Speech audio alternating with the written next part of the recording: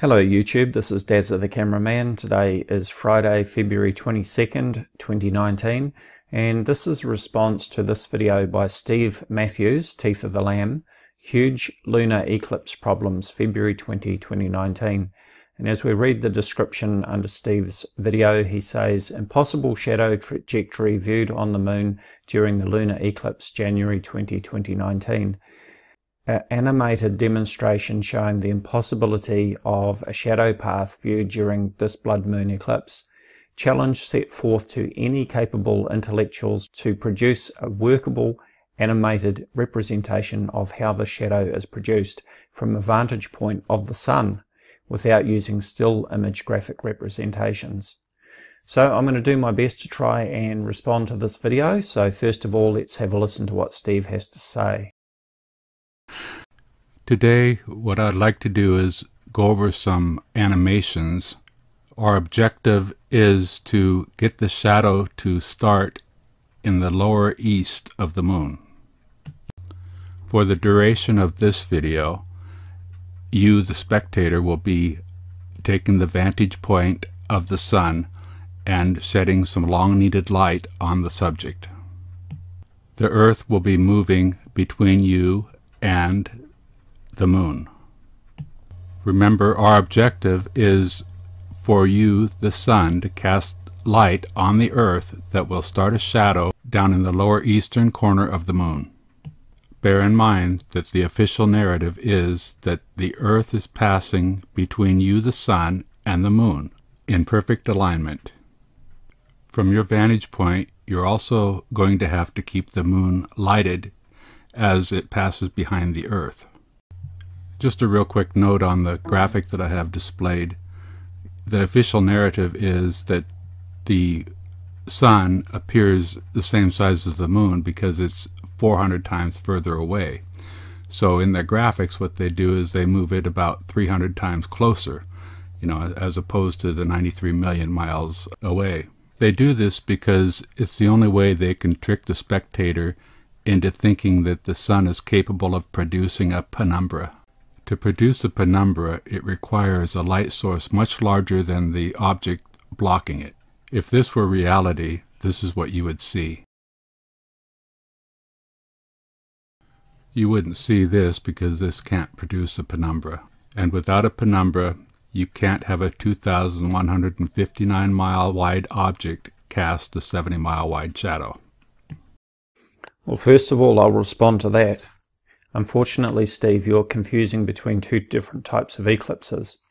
The graphic that you present here is showing a lunar eclipse with the moon behind the Earth. You've got sun, Earth, and moon.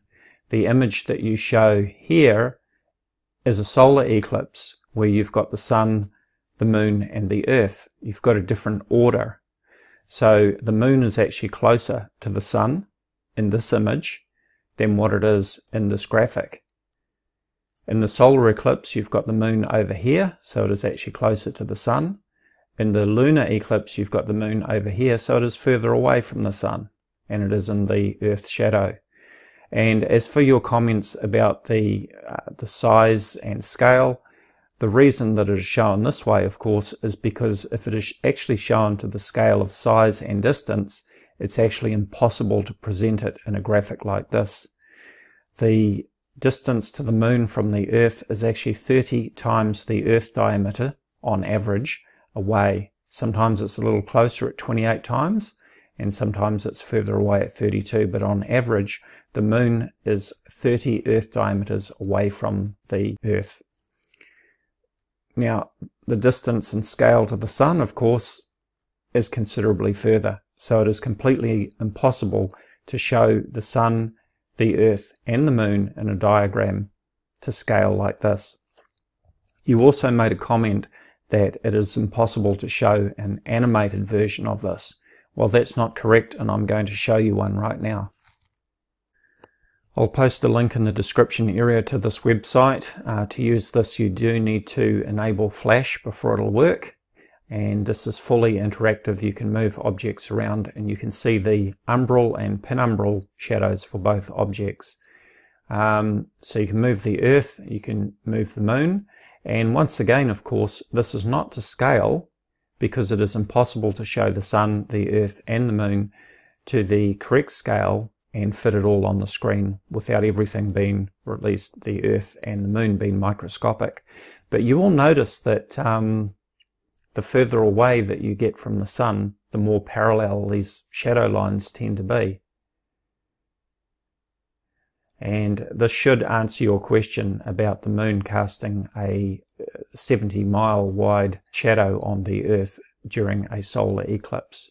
And obviously during a lunar eclipse, the moon is actually passing into the shadow of the earth. The other thing that you have to remember is that this is a top-down view. In this image here, we're actually looking at a top-down view.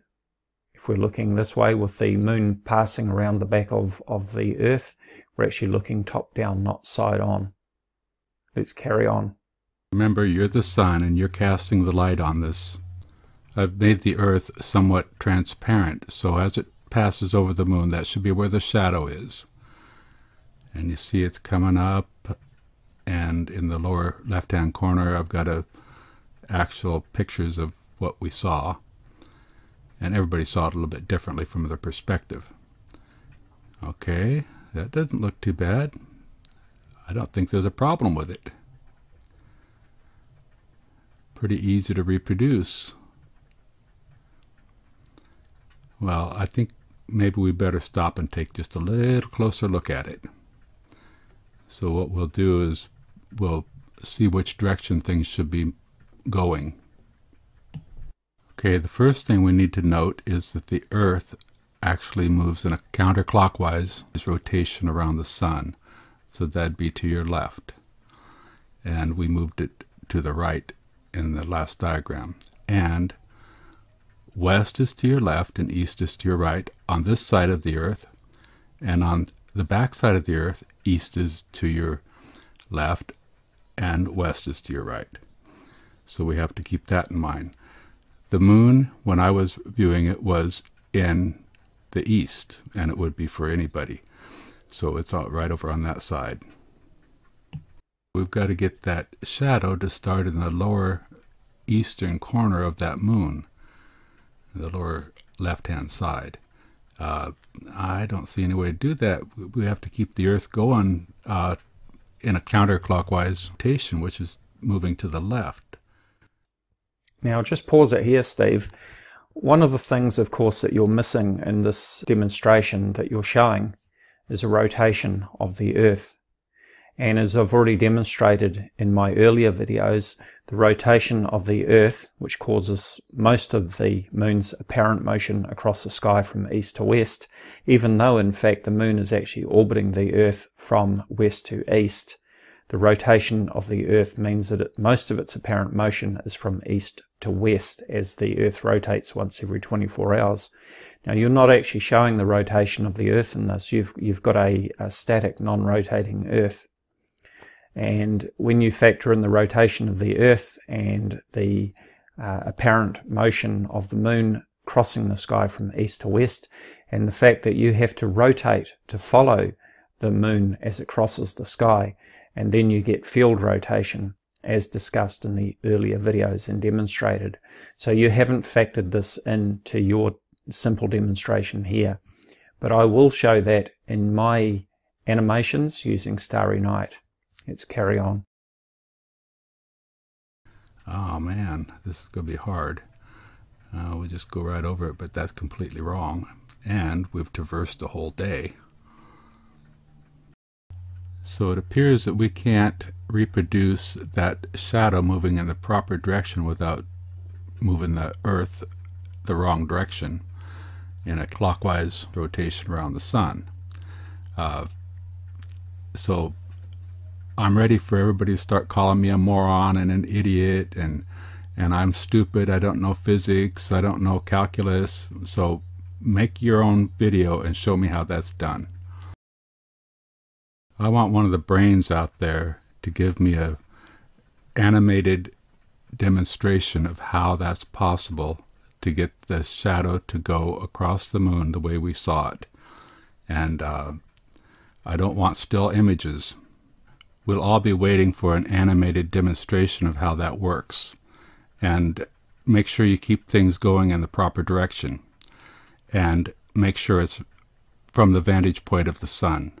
While you're at it, in your animation, show us how the sun keeps the moon lit when it's in perfect alignment behind the Earth. Now that we've shed some light on this problem, feel free to leave your links in the comments below to your animated demonstration of how this all works. I'm going to show you some pictures that Pat Shank put together, and he's got a group called Shank the Globe. You might want to take a look at that. And while we watch the pictures that he's taken of the eclipse, I'll tell you one more time what I want. What I want is somebody to create an animation that correctly shows how that shadow could possibly go this direction across the moon, and make sure you keep the Earth going the right way and all that. I propose that there's simply no way to animate this because it's an impossibility. Not only is it impossible on a globe, but it's also impossible on a flat Earth. There has to be something else involved in creating this eclipse shadow.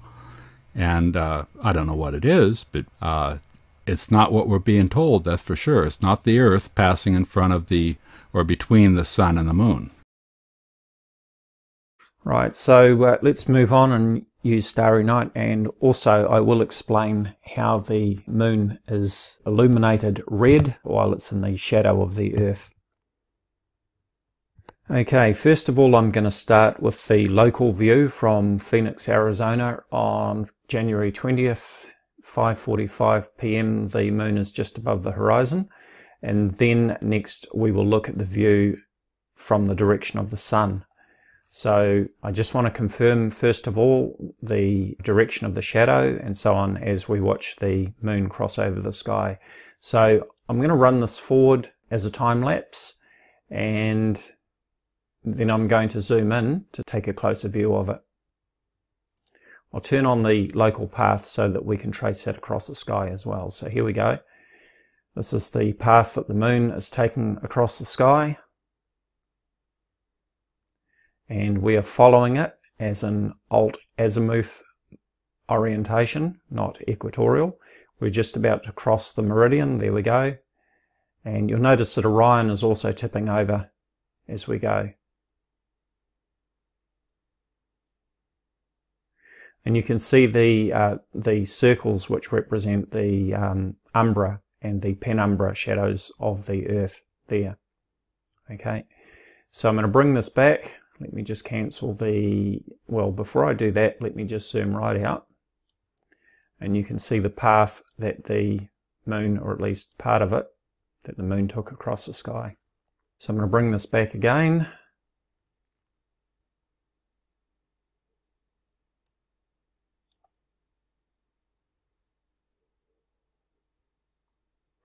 And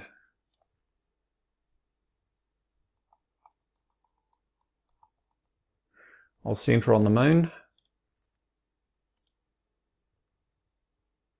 Let's zoom right in.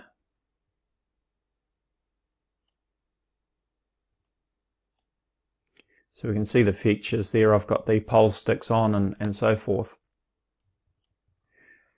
So let's run this forward, and you will see the shadows coming into view from the bottom, just as we saw in Steve's videos. There's the central umbral shadow, and we can see the moon rotating over as it comes out of eclipse.